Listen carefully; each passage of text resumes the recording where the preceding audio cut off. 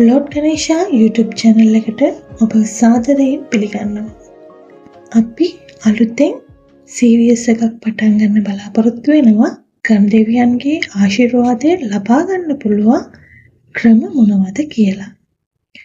හැබැයි මේ සීරීස් එක පටන් ගන්න කලින් අපි ඉස්සෙල්ලාම තේරුම් ගන්න ඕන දෙයක් තමයි අපිට අවශ්‍ය දෙයක් ලබා ගන්න නම් අපිට අංකයකට අවශ්‍ය වන්නේ විශ්වාසය කියන දේ.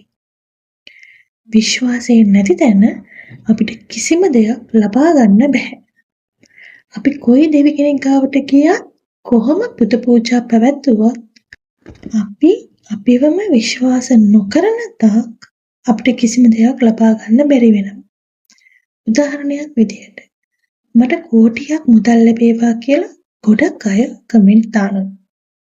එහෙම දැම්ම කියලා කෝටියක මුදලක් අපිට ලැබෙන්නේ නැහැ.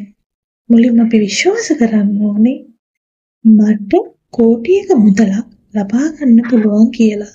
අන්න ඒ තැන ඉඳන් අපි ඉස්සරහට කතා කරමු කොහොමද ගණදෙවිතුන්ගේ ආශිර්වාදය ලබාගෙන අපේ ජීවිතයේ දේවල් අපි අචීව් කරන්නේ කොහොමද කියලා.